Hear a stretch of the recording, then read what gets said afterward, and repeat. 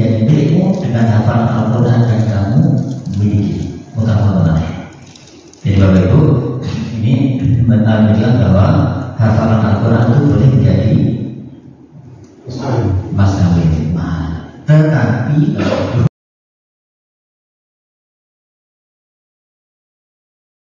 jadi mas kawin itu boleh disebutkan halal, tunai atau hutang, boleh. Boleh. Ya, jadi mas kawin itu hutang boleh.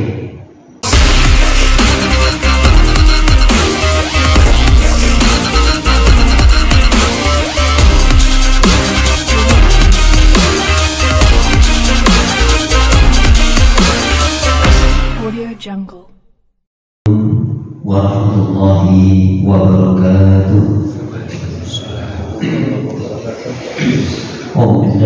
Bismillahirrahmanirrahim. Alhamdulillahirabbil alhamdulillah alladzi la tabi'u zina rasulullah yatlu alaihi alladhi amara bainal mu'minina fasahha bil ibadi ikhwana. Asyhadu an la ilaha illallah wa syarika lah wa asyhadu anna Muhammadan abduhu wa rasuluhu la nabiyya ba'dah.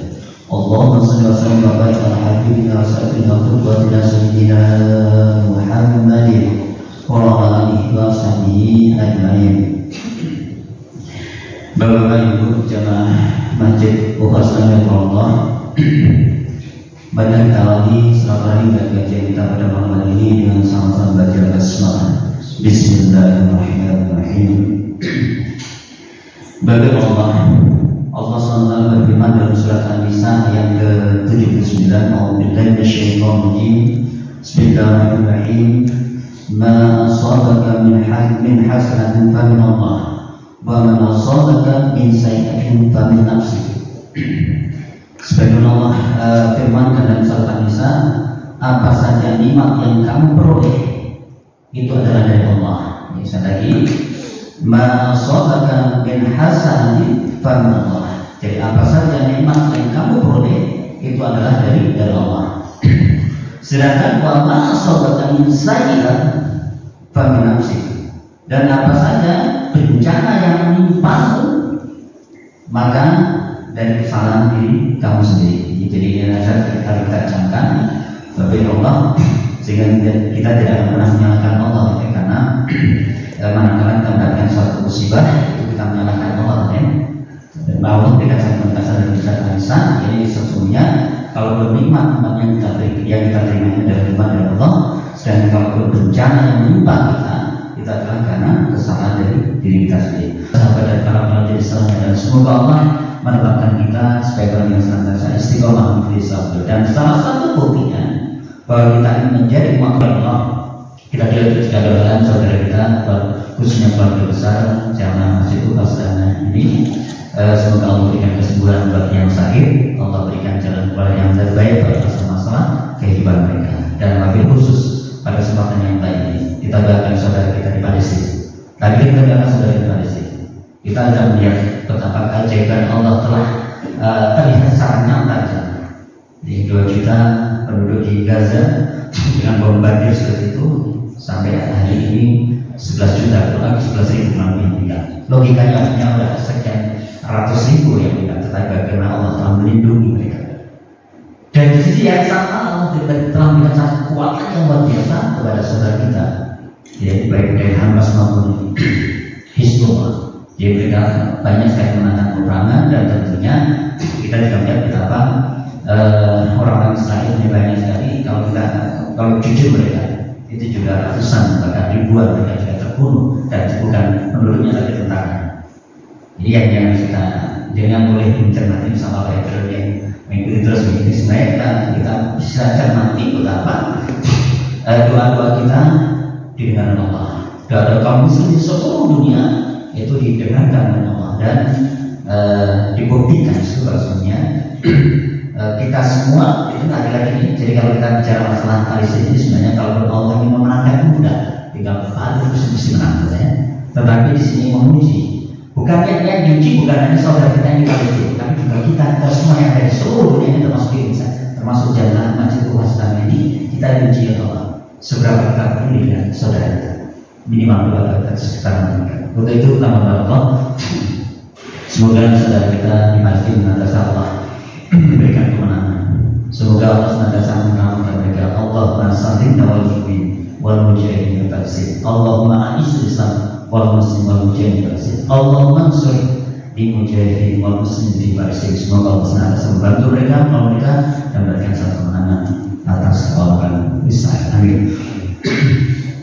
Baik Allah, pada kesempatan yang lain, jadi kita masih melanjutkan materi kita masih bab nikah.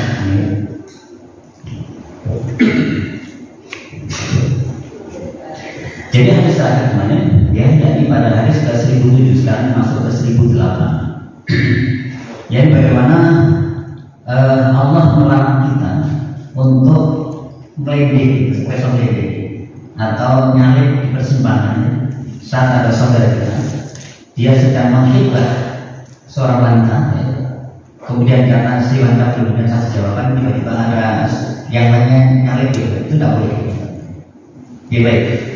Bismillahirrahmanirrahim. Wa Ali bin Umar radhiyallahu anhu, dari Umar radhiyallahu anhu, dari Abdullah bin Umar radhiyallahu anhu. Semoga Allah meridhai berdua, yaitu Umar dan Abdullah bin Umar. Qala, ia berkata. Siapa yang berkata? Dan Abdullah bin Umar. Apa yang dikatakan qala yang benar? Rasulullah bersabda. Rasulullah SAW, la yahdu ba'dukum ala hibatahi hatta yakal hadiku qawlahu aw ya'talahu mutafaqun alaih. Dari hadis ini diriwayatkan oleh Imam Bukhari dan Muslim, cuma lafaznya dari Imam Bukhari. Apa yang dikatakan Rasulullah? Hingga Rasulullah bersabda, janganlah seseorang di antara kalian melamar seseorang yang sedang dilamar saudara. Jadi ini tuliskan ini. Jadi tidak ada satu kompetisi di dalam satu khidbah, ya. Mungkin kan sering terjadi ini kita bersaing. Jadi ternyata Rasulullah janganlah seseorang di antara kalian melamar seseorang yang sedang dilamar saudaranya. Ya, sampai kapan kalian ini? Hatta ia punya hal itu qoblahu aw ya'lamu. Ya, sampai pelamar pertama itu meninggalkan atau mengizinkan padanya. Ya, jadi proses kita dan ternyata si pelamar pertama ini merasa tidak sudah cukup, monggo silakan sekalian bisa sudah cukup bisa. Berarti dia memutuskan memberikan izin pada pelamar yang kedua. Ini ditunjukkan oleh para sahabat. Jadi satu kalau kita perhatikan betapa kisahnya Ummu Salamah ini benar-benar fenomenal, ya. Jadi Rasulullah yang jelas mendapatkan wahyu dari Allah, ya, untuk melamar Ummu Salamah, ya. Setelah sang suami Ummu Salamah ini wafat sahih itu Rasulullah memberikan satu contoh mereka semuanya. Betapa saat itu yang lebih datang lebih dulu adalah Umar bin Khattab, sehingga Umar bin Khattab datang lebih dulu melamar Ummu Salamah, ya. Kemudian Abu Bakar tertarik juga, tapi dia menahan diri. Sampai akhirnya Umar bin Khattab melamar, kemudian Ummu Salamah menolaknya dengan bahasa yang begitu luar biasa. Wahai Umar, mohon maaf, karena kau tidak lebih dari suamiku. Setelah ditolak baru, jadi berarti yang kedua banyak betapa lamaran saudara yang pertama ditolak. Maka dan Abu Bakar datang dengan cara yang sama. Wahai Ummu Salamah, kau terhadap dan aku hebat melamar. Maka Ummu Salamah juga mengatakan, wahai Abu Bakar, mohon maaf, kau tidak lebih dari suamiku. Dan yang berarti jadi ulama bahasa besar seperti itu dikatakan Ummu Salamah tidak baik daripada suaminya, sehingga kita bisa bayangkan betapa indah suaminya ini memperlakukan istrinya. Ya, padahal Ummu Salamah ini tidak termasuk salah satu dari sahabat yang jauh dari surga, sedangkan Umar Abu Bakar dijauhkan dari surga. Soalnya betapa seorang melarang putra kita dan kemudian setelah Abu Bakar ditolak dengan cara yang sama, baru Rasulullah hadir untuk menghibah Ummu Salamah. Dan bahasanya Ummu Salamah tentunya tidak sama seperti yang disampaikan Abu Bakar dan Umar. Ya Rasulullah, putra saya kecil tidak banyak. Apa tidak repotkan engkau? Apa tidak Rasulullah? Aku diperintahkan Allah untuk menghibah. Selesai, gitu ya. Baik. Tetapi lagi Rasulullah tidak langsung nyampe ya, ini jelas saya tidak setuju. Ini yang saya harus gambarkan. Baik. Kemudian Bapak Ibu, kita masuk pada hadis berikutnya. Ini satu real bahwa pada zaman Rasulullah dulu ada beberapa Sahabiah itu yang menyerahkan dirinya kepada Rasulullah untuk dinikahi. Tetapi Rasulullah memberikan ini sebuah sirah, maka beliau memberikan satu kisah sirah yang namanya menjadi pijakan kita, ya, menjadi hujah kita, menjadi sunnah kita dalam kita menentukan Islam. Ya, baik. Hadis ke-109. Bismillahirrahmanirrahim. Wa an Sa'd ibn Sa'id an-Sa'idi radhiyallahu anhu. Dari Sahal bin Sa'ad as-Sa'idi, ya, radhiyallahu anhu. Qala, dia berkata, apa yang dikatakan? Ja'atil ra'atun, datanglah seorang wanita kepada siapa? Rasulullah SAW, kepada Rasulullah SAW. Kemudian faqala, dan wanita tersebut berkata, ya Rasulullah, ya Rasulullah, jitu ahabu laka nafsi, katanya, jitu ahabu laka nafsi. Baik Rasulullah, ya, aku datang untuk memberikan diriku kepada Rasul. Ya, ini dibolehkan, ya. Nanti juga dibolehkan. Artinya pada seorang wanita yang atas izin walinya hadir pada seorang yang dikenal baik, soleh dan soleh, boleh kenalkan diri. Atau dengan kata lain nanti ini kalaupun ada budaya satu daerah yang biasanya yang menghibah laki-laki, itu boleh seorang ayah perempuan, ayah dari orang anak perempuan dan anak putri itu menawarkan pada anak laki-laki atau pada calon besan yang punya anak, itu dibolehkan.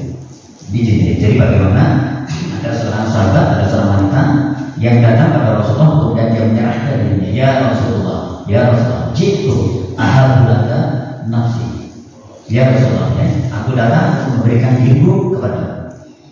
Kemudian apa yang dilakukan Rasulullah? Dan Rasulullah melihat ilaiha kepada wanita tersebut, ya Rasulullah SAW, fasok dan nazaru biha. Kemudian Rasulullah memandangnya dengan penuh perhatian dari atas sampai ke bawah.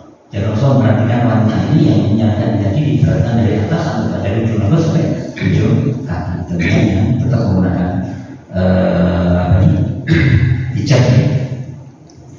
Kemudian fasawwaba. Kemudian beliau menundukkan atau menggelengkan kepala. Jadi setelah Rasulullah melihat si wanita ini dari atas sampai ke bawah, dan beliau menundukkan geleng kepala. Jadi Rasulullah menolak sahabat wanita tersebut. Lihatnya boleh wanita wanita, dan lagi tidak harus perasaan murni yang bicara, tetapi adalah hal-hal yang bagaimana Rasulullah dengan satu contoh. Dan ingat Bapak Ibu, ini bisa berikan penegasan lagi, apapun yang disampaikan Rasulullah, apapun yang dilakukan oleh Rasulullah, apapun yang disetujui Rasulullah, illa wahyu dari Allah. Gitu. Sehingga Rasulullah setelah melihat tadi, ya, seorang wanita di atas jabal tadi, kemudian masuk wabah, kemudian beliau menundukkan ini kepalanya, sebelum Rasulullah SAW. Kemudian beliau menundukkan kepalanya. Mereka jadi di falam mar'at mar'ahu annahu lam yaqdiya syai'an jalasa. Kalau ketika perempuan itu mengerti bahwa Rasulullah tidak memberinya suatu keputusan yang tidak setuju, maka dia duduk. Jadi seolah-olah dia asahnya dari berdiri tadi, dan si wanita ini duduk sembah jalasa. Faqama, kemudian berdiri. Rajulun, salah seorang laki-laki di situ, min ashabi, dari sahabat ada di bis. Jadi sahabat yang lain dan langsung berdiri, dan faqala, dia berkata, ya Rasulullah, ya Rasulullah, illam yakul laka biha hajatun fazawwajniha. Jadi sahabat tadi berkata, wahai Rasulullah, jika baginda tidak menginginkannya, maka nikahkanlah aku dengannya. Ya Rasulullah, illam yakul laka, jika jenengan tidak menginginkan dia, ya hajatun fazawwajniha, maka nikahkan dia dengan diriku. Kemudian Rasulullah bersabda, kemudian Rasulullah bersabda, fa'indaka min syai'in. Ini bertanya Rasulullah, ya. Kemudian Rasulullah bersabda, apakah engkau mempunyai sesuatu? Fa'indaka min syai'in. Faqala, laki-laki tersebut jawab, la, tidak ya Rasulullah. Wallahi ya Rasulullah, demi Allah ya Rasulullah. Jadi si laki-laki ini saat ini tidak memiliki apapun. Ini nggak punya apa tapi nekat. Ada wanita yang tidak menawarkan Rasulullah dan Rasulullah dia menawarkan dia tidak punya apa. Ya. Kemudian Rasulullah perintahkan Faqala, Rasulullah berkata, "Izhab ila ahlika." Pergi kepada saudara, pada keluarga. Mungkin ada sesuatu ya yang dapat engkau bawa. Faqala kemudian datanglah sini itu maraja ya, dan itu diantara. Jadi si laki-laki ini dan Rasulullah untuk pulang bukan hanya pada keluarganya tapi kepada keluarga besarnya ya, untuk mencari sesuatu yang bisa dijadikan mahar. Faqala kemudian laki-laki menjawab, "La, tidak ya Rasulullah. Wallahi demi Allah ya Rasulullah. Ma wajadtu syai'an." Ya. Ma wajadtu engkau yakni aku tidak mempunyai sesuatu. Ya. Kemudian faqala Rasulullah dan Rasulullah bersabda lagi, "Unzur walau khataman min hadid fa dhahaba thumma raja." Ya. Jadi Rasulullah tetap maksa kepada laki-laki itu, baik kalau itu carilah walaupun hanya sebuah cincin dari besi. Jadi ini Rasulullah tetap memerintahkan kepada sahabat ini untuk mencari barang ya, sampai di bahasa Rasulullah, carilah walaupun hanya sebuah cincin dari besi. Pada pendapat itu mau jangan kembali lagi. Faqala dia katakan, "La, tidak ada Rasulullah." Ya. Allah ya Rasulullah. Wala khataman min hadid, dan tidak ada pula yang cincin dari besi. Walakin hada izar. Walakin hada izar ya Rasulullah. Apa? Walakin hada izar. Kemudian dia mengatakan, "Tetapi ini aku punya kain, ya, yang punya selendang yang setengah untuk perempuan itu." Ya, kemudian Rasulullah bersabda, "Qala sahlun madhuritun falahu yasud." Faqala Rasulullah SAW, dan berkata Rasulullah SAW, "Ma tasna bi izaya illa bismuhu lam yakun alaiha minhu syai'un fa'inna la bisatu lam yakun alaiha syai'un fajalasa rajul fa hatta idza qala majlisu qama fa'amahu Rasulullah SAW mawaliyan fa'amarabihi fa'amiyahu falamma ja'a." Mereka ini jadi Sahal tadi berkatakan, "Ya Rasulullah, yang mempunyai selendang." Sahal mengatakan bahwa tadi memiliki selendang yang setengah untuk perempuan itu. Dan Rasulullah bersabda, "Apa yang kau akan lakukan dengan kain itu? Jika kau memakainya, maka dia tidak kebagian apa-apa dari kain itu. Kainnya disel. Dan jika dia memakainya, maka engkau tidak kebagian apa-apa darinya." Jadi benar-benar sahabat ini normal, jadi benar miskin ya. Yang dia punya cuma selembaran kain, dan kain itu kalau dia pakai maka istrinya nggak kebagian, kalau dipakai istri dia nggak ada kebagian. Ya. Melihat kondisi itu lalu sahabat ini dia hidup. Ya. Setelah lama dulu kemudian dia berdiri. Ketika Rasulullah melihatnya berpaling, belum memerintahkan untuk memanggilnya. Setelah dia datang, dia bertanya, "Apakah kamu mempunyai hafalan Al-Quran?" Jadi berarti kalau Rasulullah bersabda, "Mana Al-Quran? Apakah kamu mempunyai hafalan Al-Quran?" Maka Rasulullah si sahabat dari Qala dia menjawab, "Man suratul kata, wa suratul kata ada." Ya Rasulullah, saya hafal surat ini, surat ini. Di penjelasan nanti ada surat Al-Baqarah dan surat Al-Imran, jadi hafal surat kedua surat tersebutnya. Ada, gitu ya. Faqala kemudian Rasulullah bersabda, "Taqrabuhunna an dhahri qalbika." Jadi setelah tanya, "Apakah kau punya hafalan?" Ya Rasulullah, "Saya hafalan ini dan itu." Kemudian Rasulullah bersabda, "Apakah kau menghafalnya di luar kepala?" Ya. Kemudian beliau bersabda, "Pergilah, ya, aku telah menjadikan wanita itu menjadi milikmu dengan hafalan Al-Quran yang kamu miliki." utang-utang. Jadi Bapak Ibu, ini menunjukkan bahwa hafalan Al-Quran itu boleh menjadi mas kawin. Tetapi syaratnya nggak punya apa. Tapi kalau punya motor, punya rumah, apa jadi nggak boleh. Ini hanya dibagikan.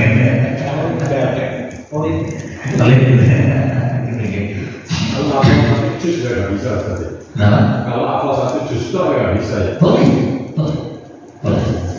Jadi ini Rasulullah sini sahabat ini cuma 2 ayat, ya, cuma 2 surat, cuma 1. Tadi ternyata begitu diriwayatkan surat 2 surat ada surat Al-Baqarah dan surat Al-Imran. Dia jawab di luar kepala, gitu ya. Kemudian dia diperintahkan Rasulullah untuk mengajarkan pada istrinya dan itu menjadi mahal.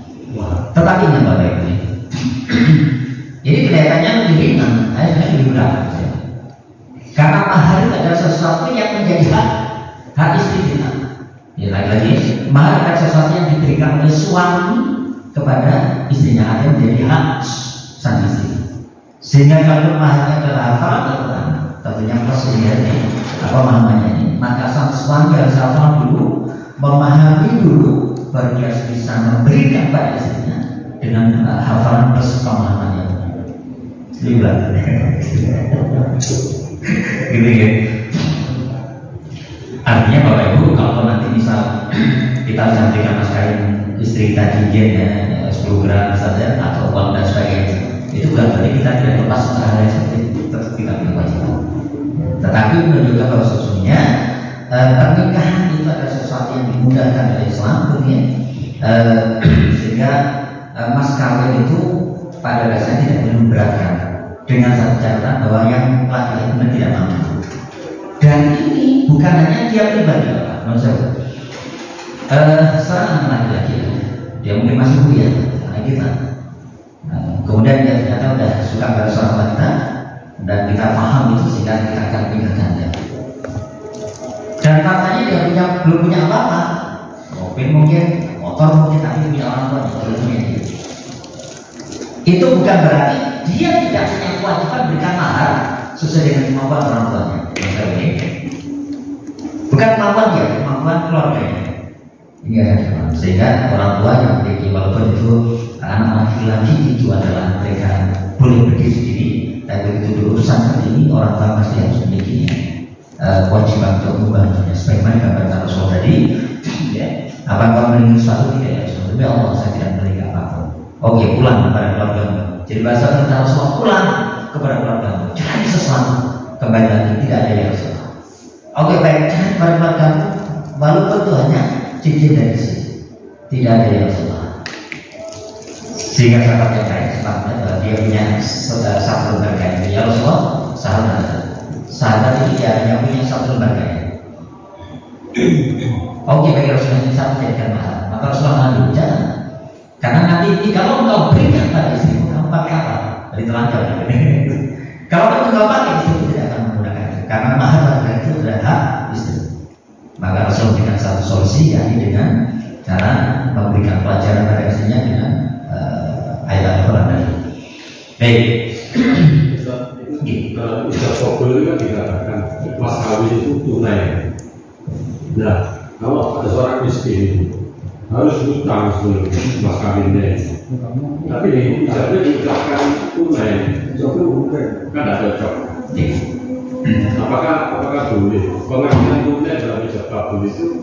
Apakah memang harus milik dia sendiri atau yang saya hasil hutang itu?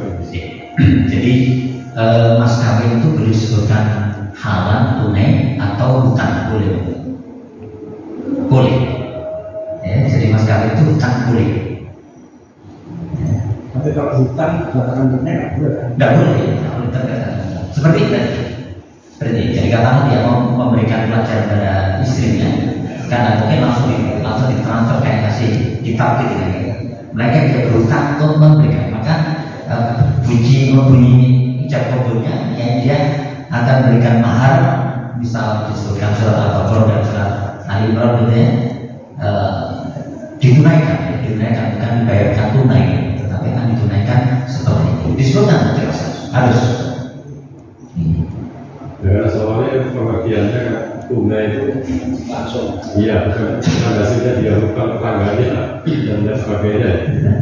Itu kan tunainya itu kan menjadi satu nggak cocok dengan apanya. Jadi yang diucapkan tunai karena memang dibayar tunai, memang sudah siap semuanya, makanya begitu sekali kubur ada beneran mahal. Tetapi kalau dia udah saya laku nanti di mas kawin karena pernikahannya harus dilakukan pekan ini kan, tapi uang baru cair dari Agustus atau apa bulan depan boleh saja hutang. Jadi sebayar mas kawin cincin 10 gram misalnya ya, Minggu depan. minggu depan boleh. Saya kan nggak mau itu. Tidak tahu gitu ya. Nggak mau istrinya. Tetapi Bapak, nanti yang kita pahami bahwa mahar itu adalah untuk membeli mahkota istri. Sehingga selagi belum dibayar tak boleh, ya betul. Iya ada ceritanya. Sama lagi ya, selagi menjadi hutang maka selamanya belum boleh dia berseluruh di sini. Ini apa bingung ini? Karena tadi ijab kabulnya boleh hutang, dibayarkan minggu depan. Tapi kalau ijab kabul tidak seperti suami istri, jadinya terus jadi agak bingung. Menurut saya, jadi setelah ijab kabul menjadi suami istri, tetapi ada satu hak dan kewajiban hak yang diterima oleh suami untuk bisa berkumpul dengan istrinya atau menjimat istrinya setelah dia beranak. Gini aja, hutang dulu di orang lain. Monggo, teknis ya. Bisa, monggo. Nanti kita akan ngomong Pak. Jadi kan pesannya itu kan Islam itu memudahkan. Walaupun tidak ada kemampuan pun itu dimudahkan. Jadi kalau sekarang tidak bisa, di KUK itu bayarnya 600.000 pernikahan. Jadi apa itu negara tidak memudahkan itu. Ada satu biaya harus itu faktanya kayak begitu. Betul. Makanya salah satu yang dianjurkan Rasulullah, wanita yang mulia, yang mantan dia meringankan mahar, itu salah satu. Artinya meringankan mahar dan berarti sang suami ini harus enak diri di tempat ini. Jadi selama tahu kemampuan calon suaminya seperti apa, dia tidak akan beratkan. Karena sebenarnya mahar itu diminta dan haknya calon istri. Monggo nanti kita masuk Pak. Jadi masih nanti sebelumnya bahwa mahar itu adalah sebagai ganti untuk menebus mahkota dari istri. Baik. Jadi kemudian diberikan satu penjelasan dalam hadis tadi ya. Kemudian Rasulullah. Kesimpulan kaji ya. Kesimpulan kaji. Yang pertama, kebolehan perempuan menawarkan dirinya kepada seorang laki-laki yang soleh. Ya, jawaban tadi sholat yang tadi pada Rasulullah. Dan kebolehan melihat kepada perempuan itu untuk tujuan nikah sehingga Rasulullah diajak. Yang pertama. Kemudian yang kedua, kekuasaan imam, penguasa tertinggi terhadap seorang perempuan yang tidak memiliki kerabat dan tidak punya ini jika dia mengizinkannya. Maksudnya wanita tersebut menyerahkan dirinya pada seorang imam, dan imam menjadikan suami untuk dia. Yang ketiga, bahwa mahar itu harus ada dalam pernikahan. Saya bahwa mahar itu harus ada dalam pernikahan, walaupun sedikit, jika dia memiliki suatu nilai. Jadi, lagi mahar itu harus ada dalam pernikahan, walaupun sedikit, jika dia memiliki suatu nilai. Yang keempat, menyebutkan mahar pada waktu akadnya. Jadi, menyebutkan mahar pada waktu akadnya, karena hal itu lebih memutus timbulnya perselisihan dan lebih bermanfaat bagi wanita. Disebutkan angkanya 1.000 rupiah, 100 juta, dan sebagainya. Jika mahar itu tidak disebutkan, maka akadnya sah, dan dengan persetujuan wanita itu berhak mendapatkan mahar yang sepadan dengan wanita setara dengan. Jadi akadnya sah. Dengan persetujuan wanita itu berhak mendapatkan mahar yang sepadan dengan wanita yang setara dengan. Jadi persetujuan itulah jadikan dia harus membayar mahar. Jadi ini artinya begitu ada akad nikah dan bahannya masih hutang tadi, akadnya sah Kalau akad-akadnya sah tadi bukan sekedar kalau tadi megang nggak boleh jadi boleh, mana boleh seluruh dan sebagainya. Tetapi begitu dia mau bersetubuh, maka dia punya hak terhadap mahar. Ya, jelas. Baik. Yang kelima, yang kelima, bahwa melakukan lamaran itu tidak wajib, khidmat tidak wajib. Dan bahwa mahar itu sah berupa suatu manfaat, yang satu seperti sebuah pengajaran tadi. Baik. Mahar itu boleh dinegosiasikan karena di beberapa daerah di Sulawesi mahar itu negosiasi. Jadi pihak wanita itu nanya maharnya apa, terus ya dari situ tuh jadi negosiasi. Apakah ini sesuai Islam? Itu ada betul di daerah di Sulawesi. Boleh. Jadi mahar itu boleh dinegosiasikan. Dan lagi-lagi mahar itu adalah haknya calon istri untuk memintanya. Kemudian sang suami boleh menawar kalau dia tidak mampu. Kalau ternyata ya sudah, berarti tidak jodoh atau tidak perlu dilanjutkan. Jadi adalah tidak jadi menikah karena ada ketidaksetujuan mahar ini dianggap wajar tidak dalam Islam. Jadi ya karena itu menjalankan sunnah Nabi menikah. Betul. Itu tidak jadi gara-gara nggak ketemu negosiasi mahar. Nilai dari ibadahnya dan nilai pengeluarannya itu walaupun tidak apa itu terus bagaimana? Jadi Bapak itu berarti kalau kita bicara negosiasinya boleh itu dulu. Kemudian kalau dilihat dari sunnahnya ini yang lepas. Maaf ada Pak Ridwan Sulawesi. Jadi Pak, kalau di Sulawesi bukan maharnya Pak, bukan mahar yang menjadi masalah, tapi uang belanja Pak. Jadi kalau mahar tetap biasa aja, kayak 10.000 atau berapa itu sama sholat, tapi belanja itu yang maju uang. Oh pestanya itu. Pestanya Pak, itu yang menjadi misalnya kalau 50 juta misalnya, itu belanja bukan mahar itu. Jadi disebutkan di mahar itu tetap yang seperti biasa kita pantang sholat gitu. Jadi yang itu Pak, bukan mahar itu, tapi uang belanja Pak.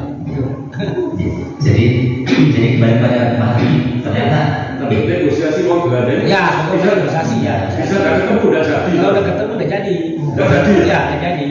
Ya itu sama aja dengan uang misalkannya. Di Arab kan ada gitu Pak. Di Arab tuh banyak peranan juga karena mintaannya tinggi. Kan di Arab banyak gadis yang telah kawin karena maharnya minta tinggi. Salah satu peranan tua di Arab Saudi minta maharnya tinggi. Jadi persyaratan-persyaratan yang demikian yang tidak adalah syariat Islam ini kelihatannya menjadi penghambat dari sebuah pernikahan yang justru di dalam Islam ini disuruh dimudahkan. Jadi Bapak jelas bagaimana Rasulullah kan ini bersabda ya bahwa nikah itu sunnah. Paman lebih nanti sunnah nikah adalah sunnah dan pada siapa yang tidak itu sunnah maka dia tidak menjadi bagian. Ini juga pilihan nanti katakanlah seperti yang kenapa tadi saya sempat singgung di awalnya bahwa hal yang kebaikan yang kita dapatkan karena rahmat Allah, tetapi keburukan yang menimpa kita itu karena kesalahan adalah karena perilaku kita. Maka harus jadi mestinya bagaimana Rasulullah Islam berikan satu ajaran bahwa nikah itu maju mudah sepanjang tempat berbeda ya dan sebagainya. Kemudian bahkan Rasulullah berikan satu beberapa keistimewaan wanita yang baik, yang mereka yang meringankan atau memudahkan masalah mahar. Tapi bukan berarti tidak boleh negosiasi, boleh Bapak. Sabar harus ada, saya minta sekian gitu ya. Oh sama punya sekian, oh ya udah jadi. Tetapi berarti di sini ada satu bahwa kita yang minta mahar ini dia tidak masuk kriteria yang diutamakan Rasul. Ini yang saya catat. Maka Bapak Ibu, saat kita nanti mau menjaga atau ada laki-laki yang datang melamar putri kita atau cucu kita atau di dunia ini, maka itu penting kita kenali dia. Jangan sampai nanti ini ada kita biasanya minimal 100 gram kan gitu ya. Ternyata begitu kita lihat nggak mungkin nggak mampu gajinya masih. Karena kita sadar anak-anak kita. Termasuk juga saya belanja tadi sangat mungkin nanti satu ketika karena kita sebenarnya banyak semuanya. Makanya kemarin saat kita bicara di kitab yang pertama ini, saat kita bicara masalah rukun iman yang keenam kan takbir ya. Saat mungkin nanti kita akan ketemu besan ya. Yang bisa jadi karena satu sebab dia tidak akan bantu, tidak berkontribusi. Esok itu tidak apa-apa. Sehingga Rasulullah ya, sehingga nanti ada yang kita jumpai walimah, karena walimah nanti jadi hal yang disunahkan walimah. Ya. Walimah itu artinya yang ditanggung bukan dia, tapi oleh warga. Itu di zaman Rasulullah. Tetapi untuk yang sahabat-sahabat yang masalah kualifikasi, jadi contohnya Abdurrahman bin Auf. Nanti kita jumpai. Beliau habis akan nikah. Kemudian biasa di Arab kita ada struktur beras kuning ya, sehingga baju belum nak kuning. Namanya ini Rasulullah tidak diundang. Jika kita Abdurrahman dari mana? Saya harus nikah ya Rasulullah. Ya, selamat dulu ya. Apakah telah kau umumkan belum ya Rasulullah? Baik, kalau itu umumkan. Maka ini boleh kambing sekian diumumkan. Diumumnya. Sedangkan yang lain yang mungkin tidak siap saat itu, maka Rasulullah perintahkan sahabat yang lain tetap untuk membantu dia dalam walimah. Yang walimah sama dengan ini Bapak, memproklamasikan atau mengumumkan, bukan resepsinya, tapi walimahnya. Sampai digambarkan nanti di walimah itu salah satunya yang disunahkan rebana. Ya, sebagai cek terus kan menarik. Hanya penting Bapak, ini penting sekali. Baik, ya, jadi hadis tadi yang keenam berikan pelajaran kepada kita bahwa sahnya mahar berupa pengajaran Al-Quran tadi bagi orang yang tidak memiliki sesuatu sama lagi. Sahnya mahar berupa pengajaran Al-Quran bagi orang yang tidak memiliki sesuatu. Kemudian yang ketujuh, hadisnya mengajarkan kepada kita bahwa nikah itu dapat terjadi dengan lafal tamlik ya, membuat orang lain memiliki. Ya, jadi nikah jadi akan nanti. Baik. Dikuatkan lagi di dalam kitab Al-Ikhtiyar terkait dengan hadis tadi, nikah itu sah dengan segala lafal yang dikategorikan sebagai nikah oleh para manusia dengan bahasa lafal dan perbuatan amal. Makanya tidak harus bahasa Arab, bahasa Indonesia boleh, bahasa Jawa boleh, bahasa apa boleh. Tetapi di situ muncul bahwa kawinkan dan aku nikahkan engkau dengan putriku atau dengan wanita dengan dasar. Saya sering ini Bapak jadi saksi atau korban dan beberapa kali ketemu di Islam. Ya, jadi di sini bahasa is okay, tidak harus bahasa Arab, ya. Bahasa Inggris boleh, bahasa. Jadi saya tiba juga ada teman yang menantunya itu orang Inggris ya udah bahasa Inggris juga, is okay. Ya, tapi bapaknya dia bahasa tes yang bikin masalahnya. Mungkin caranya Pak rektor tes itu yang juga punya menantu luar negeri. Baik, kemudian dikatakan sini Imam Ahmad telah menegaskan pada riwayat Abu Thalib tentang seorang laki-laki yang didatangi oleh satu kaum. Kemudian mereka mengatakan nikahkanlah si fulan. Kemudian dia berkata saya menikahkannya dengan mahar 1.000. Contohnya ya. Kemudian mereka kembali kepada suami itu dan memberitahukannya kepadanya. Maka dia berkata aku sudah menerimanya. Maka apakah ini menjadi satu pernikahan? Dia berkata ya. Itu 10. Ini bagaimana Rasulullah sunnahkan, ini sunnah yang berapa jadi, yakni pernikahan itu untuk diumumkan dengan walimah. Bismillahirrahmanirrahim. Wa Amir bin Abdullah ibn Zubair, dan Amir bin Abdullah bin Zubair an abihi dari ayahnya. Apa yang dikatakan anna Rasulullah SAW, sesungguhnya Rasulullah SAW qala beliau bersabda, "A'linu," jadi umumkan nikah kalian. Jadi umumkanlah berita pernikahan itu. Hadis yang aman dan dinyatakan sahih oleh Ibnu Hakim. Jadi hadis ini adalah dalil tentang anjuran untuk mengumumkan pernikahan dan dalam beberapa riwayat dan pula rebana padanya. Ini dengan syarat tidak diiringi dengan sesuatu yang haram. Ini penting banget. Baik, Bapak Ibu, baru masuk kepada masalah wali. Jadi coba saya sebut di dua hadis ini, belum akhiri hadis yang ke-1011 ya. Bagaimana ini diriwayatkan oleh Abu Burda Bismillahirrahmanirrahim. Abu Burda an Nabi Musa, dari Abu Burda Abu Musa an Nabi darahnya orang yang berkata, kalau bersabda Rasulullah SAW, la nikaha illa biwali. Oke, jadi tidak sah nikah kecuali dengan seorang wali. Ini prinsip. Nah, penjelasannya kami. Kemudian hadis yang ke-1012 dikatakan di sini, wa Imam Ahmad Anil Hasan an Ibrahim marfu'an, berarti hadisnya la nikaha illa biwali wa syahidain. Tidak sah nikah kecuali dengan seorang wali dan dua orang saksi. Jadi, kemudian yang ketiga adalah masalah wali. Jadi dari saya Aisyah, saya langsung baca ini aja. Ayyuma Ibrahim nakahat biwali ibni waliyah fanikahu batil. Jadi perempuan mana saja yang menikah dengan tanpa izin walinya, maka nikahnya batal. Akibatnya yang seperti semoga Allah beri kekuatan kita sehingga kita bisa istiqomah dan bisa menjaga diri kita, menjaga putra putri kita, menjaga keluarga kita dari hal-hal yang tidak diinginkan kita. Allah Subhanahu wa taala. Alhamdulillah syaitan bismillahirrahmanirrahim. Allahumma shalli ala sayyidina Muhammad alhamdulillah amin.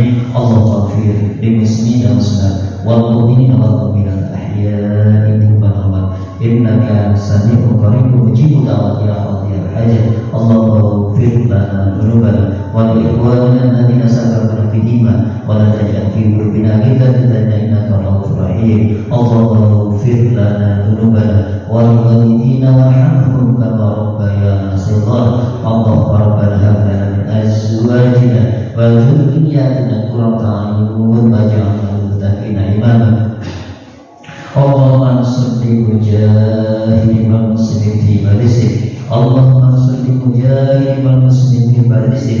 Allahumma a'izz Islam wal muslimin wal mujahidin fi Palestin. Allahumma salli wal muslimin wal mujahidin fi Palestin. Allahumma arina al-haqqa haqqan warzuqna ittiba'ah wa arina al-batila batilan warzuqna ijtinaba. Allahumma inna na'udzu bika min 'ilmin la yanfa' wa qalbin la yakhsha wa amalin la yanfa' wa du'ain la yusma'. Rabbana atina fid dunya hasanah wa fil akhirati hasanah wa qina adzabannar wa qina jannata ma'al abrar ya aziz ya ghaffar ya rabbal alamin. Subhana rabbika rabbil izzati amma yasifun wa salamun alal mursalin